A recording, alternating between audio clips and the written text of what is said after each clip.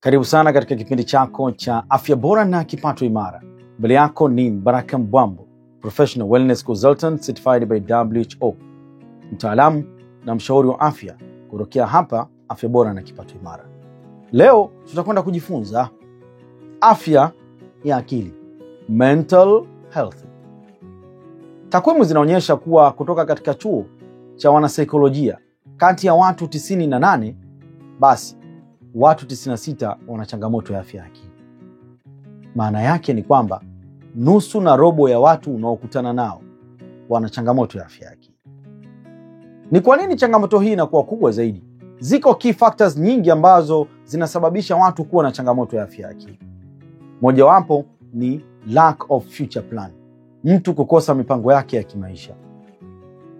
Kwa mfano, wewe hapo nakuuliza, katika kipindi hichi ambacho unakutana na hii video, sijajua ni mwaka gani huu.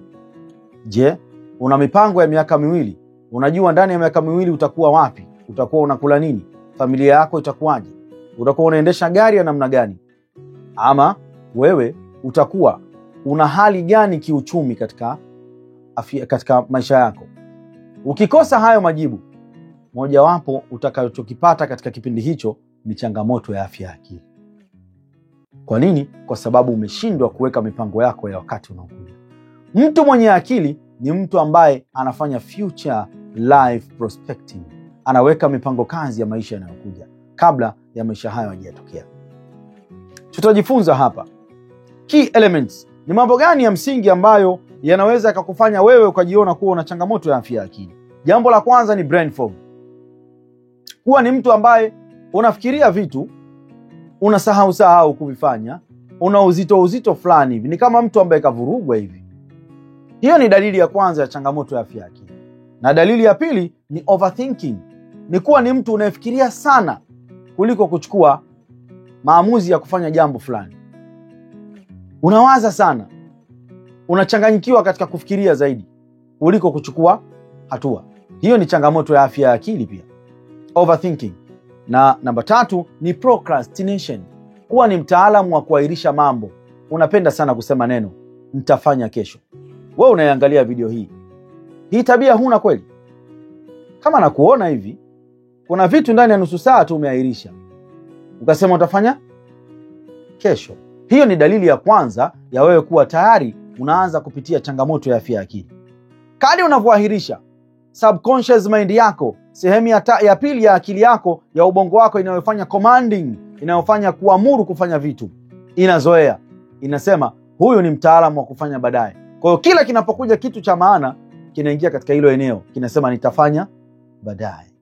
Na sehemu ya 4 ya changamoto ya afya ya akili ni indecision. Kutokuwa ni mtu ambaye una maamuzi. Wewe ni mtu tu upo tu, una maamuzi.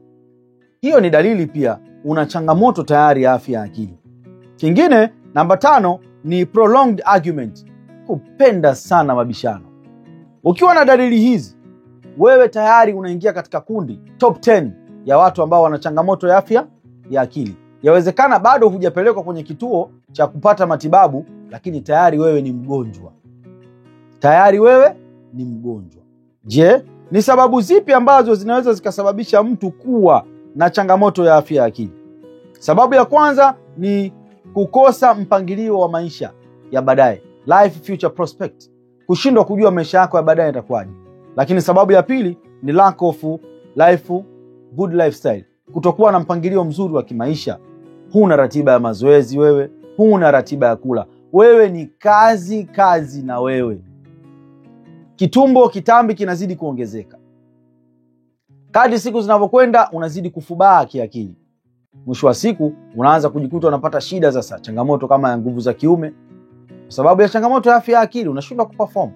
Lakini hata wewe dada, unaweza kujikuta unapata changamoto ya miscarriage, unatoka ujauzito, na pia unaweza kupitia hata changamoto ya hormone imbalance. Yote ni kwa sababu ya changamoto ya afya ya akili. Hizi ni sababu ambazo zinaweza zikapelekea wewe kupitia changamoto hiyo. Lakini tuangalie sasa tiba yake ni nini?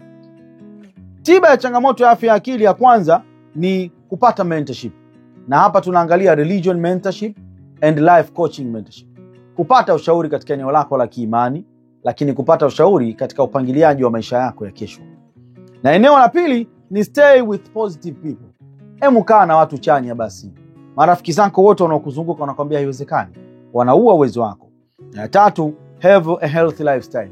Kuwa na mpangilio mzuri wa maisha. Anza kuwa na ratiba ya mazoezi pamoja na ratiba ya kuwa na chakula stahiki.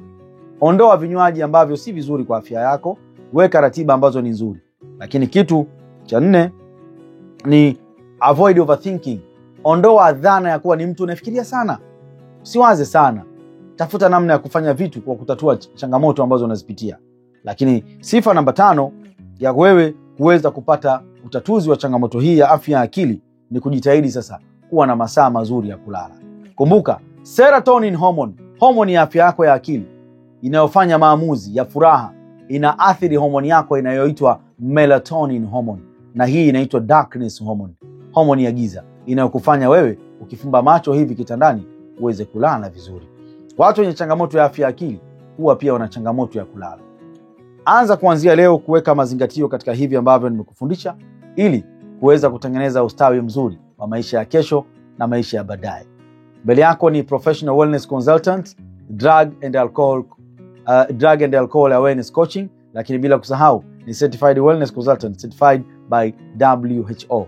Ni Wellness Healthy Society Resilience Coach. Post COVID-19 ni mtaalamu wa kuishauri jamii namna gani ya kuboresha afya na maisha yao baada ya corona ya mwaka 2019. Kaa nami katika vipindi hivi katika ukurasa wetu wa www.afyabora-kipato-imara ili kuweza kupata ushauri, lakini ikibidi kupata tiba ya virutubisho tiba ili kusaidia afya yako uweze kukaa vizuri. Asante sana, subscribe, like and share. Kwa pamoja tunasema amua, jiamini, anza. Wewe ni mshindi wa maisha yako.